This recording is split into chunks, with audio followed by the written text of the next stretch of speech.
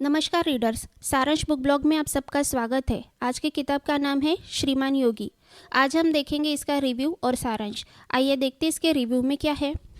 यह बुक उस शूरवीर के बारे में बताती है जो मराठाओं की आन बान और शान थे, जो राजा नहीं बल्कि सचमुच प्रजा के राजा थे।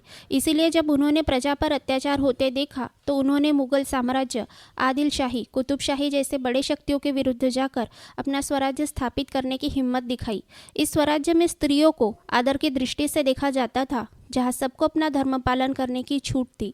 उनकी लड़ाई किसी धर्म से नहीं थी बल्कि बुरी सोच से थी। इसीलिए तो उनके सैन्य में कई मुगल सैनिक भी थे। 36 गांव की जागीर तो उनको उनके पिता द्वारा बचपन में ही मिल गई थी। वे अगर चाहते तो अपना जीवन बड़े आराम और ऐश्वर्य के साथ जी सकते थे, लेकिन उन्होंने ऐसा नहीं किया। उनकी प्रजा के दुख ने उनको ऐसा नहीं करने दिया। स्वराज्य की स्थापना के लिए पहला गढ़ जीतने के साथ ही उन्होंने अपने परिवार की सुरक्षा भी दांव पर लगा दी। प्रस्तुत पुस्तक उनके जीवन वृत्तांत के बारे में बताती है, जिसमें हर छोटी बड़ी घटना शामिल है। इस किताब की मुख्य घटनाएं हैं स्वराज्य की स्थापना के लिए एक के बाद एक गढ़ जीतना, अफजल खान को मारना, शाइस्ता खान की उंगलियां काटकर उसे पुणे से भगाना, औरंगजेब के चंगुल से भाग निकलना। सिर्फ शिवाजी महाराज औरंगजेब के सेनापति जयसिंह को मात न दे सके, उसी के कारण वह आगरा जा पहुँचे और औरंगजेब के धोखे के शिकार बन गए। इस लाजवाब किताब के लेखक हैं रंजीत देसाई। किताब मराठी में लिखी गई है। इसके प्रकाशक है मेहता पब्लिशिंग हाउस मराठी किताब के लिए, और हिंदी में अगर आपको पढ़ना है तो राधा कृष्ण प्रकाशन प्राइवेट लिमिटेड की ओर से पढ़ सकते हैं। हिंदी अनुवाद किया है प्रोफेसर वेद कुमार वेदालंकार इन्होंने। पृष्ठ संख्या है 882। यह किताब अमेजॉन और किंडल पर उपलब्ध है। उनके पराक्रम की गाथा पढ़ते पढ़ते शरीर साहस से तन जाएगा तो उनके बलिदान से मन रो उठेगा। हम ऐसा नहीं कहेंगे कि यह कथानक बहुत अच्छा है, आपको किताब से चिपकाए रखता है। यह इन घटनाओं के लिए बहुत ही छोटा वाक्य होगा, क्योंकि इस धरती पर प्रत्यक्ष घटित हुई घटनाएं हैं जो पढ़ते पढ़ते आपको रोमांच से भर देती है। धन्य है वे शिवाजी महाराज और उनके लिए जान की बाजी लगाने वाले मावड़े और उनके साथी। इस किताब में वैसे तो कई प्रसंग हैं जो आपको किताब छोड़कर कहीं जाने नहीं देंगे। अफजल खान को मारने के बाद जब शिवाजी राजे पन्हालगढ़ में अटक जाते हैं, क्योंकि सिद्धी जोहर ने पन्हालगढ़ को घेरा डाला हुआ था, तब शिवा नाई नकली शिवाजी राजे बनकर सिद्धी जोहर को धोखा देता है और मारा जाता है। राजे और शिवा नाई का वार्तालाप आपको रुला देगा। इसके बाद राजे को विशालगढ़ पहुंचना था और संदेश के तौर पर तोफ दागनी थी। जब तक कि राजे गढ़ नहीं पहुंच गए तब तक बाजी प्रभु और उनके साथी 150 मावले घोड़खिंड में मसूद और उसकी विशाल सेना के साथ लड़ते रहे। तब तक तोफ की आवाज़ नहीं आई।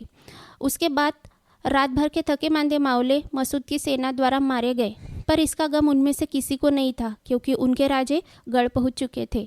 उनका काम पूरा हो गया था। घोड़खिंड का नाम बाजी प्रभु के बलिदान और शौर्य के कारण पावन खिंड हो गया।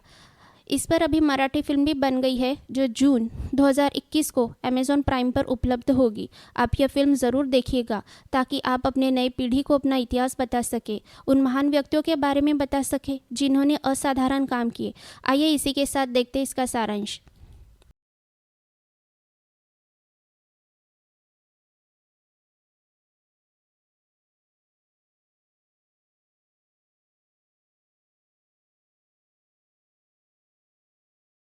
सारांश। जिस तरह भवानी माता शिवाजी महाराज की मदद किया करती, उससे लगता है कि उन्होंने ही राजे को इस धरती पर स्वराज्य स्थापित करने के लिए भेजा होगा, क्योंकि स्वराज्य के लिए पहला गढ़ जीतने के बाद ही उनको धन की आवश्यकता थी। तो उन्हें तोरना दुर्ग में मंदिर बनाते समय की गई खुदाई में सोने की मोहरों से भरे घड़े मिले।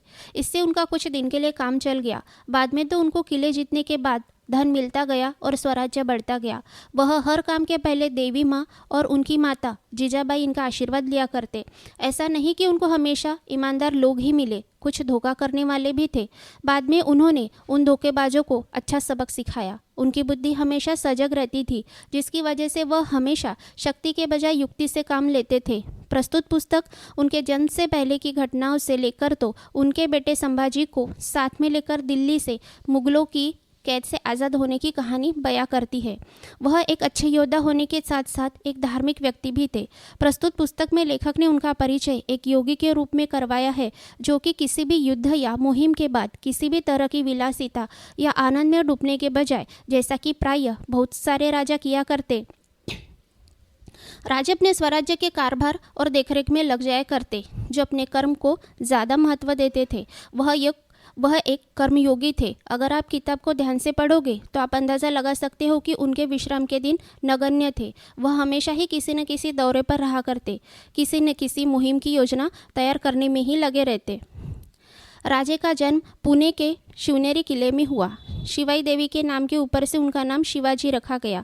उनकी 8 शादियां हुई थी, लेकिन उनकी जीवन संगिनी हमेशा उनकी पहली पत्नी सईबाई ही रही। सई से उनको एक बेटी सखुबाई और एक बेटा संभाजी थे। उनके बड़े भाई का नाम भी संभाजी ही था। उनके पिता बंगलोर के सूबेदार थे। वही उनकी दूसरी पत्नी तुकाबाई के साथ रहा करते। राजे के पिता शाहजी महाराज, इन्होंने उनके लिए सारे इंतज़ाम करवा दिए थे। उन्होंने दादोजी कोंडदेव के साथ अन्य लोग भी उनकी देखभाल के लिए भेज दिए थे। राजे जब छोटे थे तो उनको पुणे की जागीर मिली थी। तब पुणे पूरी तरह उजड़ी हुई जगह थी।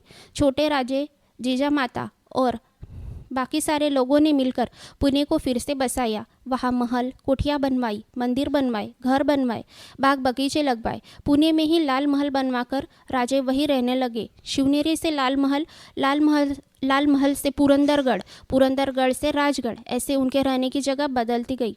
राजगढ़ उनके राज्य का केंद्र था, जहाँ उन्होंने अपने जीवन के 26 साल बिताए।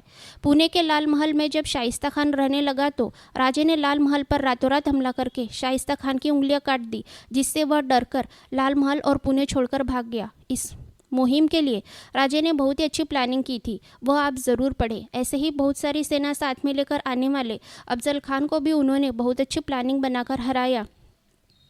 यह भी आप ज़रूर पढ़ें। वह संतों का बहुत आदर करते थे। संत तुकाराम महाराज, इन्होंने उन्हें स्वयं समाधि लेने से पहले आशीर्वाद दिया था।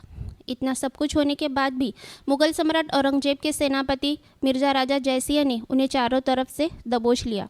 राजे के काल में ही अंग्रेज़ भारत आ चुके थे। ताजमहल भी नया ही बन चुका था। आगरा में रहते हुए खुद शिवाजी महाराज उसे देखने के लिए गए थे। जयसिंह के चंगुल से बचने के लिए राजे बहुत युक्तियां लगाते रहे, लेकिन विफल ही रहे। जब से राजे मिर्जा राजा से मिले, उन्हें अपने अपमान का घूंट ही पीना पड़ा। अपनी संपत्ति और राज्य के साथ साथ राजे को अपने बेटे संभाजी को भी राजनीति का मोहरा बनाना पड़ा।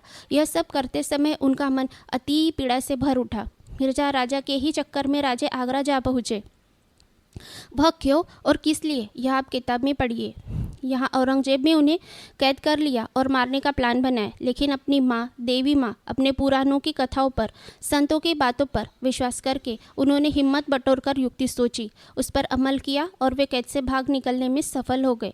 तो इसी वृत्तांत के साथ यह किताब यहाँ समाप्त होती है। किताब के बारे में हमें कुछ भी बताने की ज़रूरत नहीं, यह पहले से ही दिग्गज किताबों की श्रेणी में शामिल है। छत्रपति शिवाजी महाराज के बारे में जानने के लिए यह किताब एक अच्छा जरिया है। किताब ज़रूर पढ़िए। धन्यवाद। ऐसी ही और किताबों की जानकारी के लिए आप हमारी वेबसाइट saranshbookblog.com को भेंट दे सकते हैं। अगर आपको यह वीडियो अच्छा लगा तो हमारे चैनल को सब्सक्राइब ज़रूर करें। Thank you.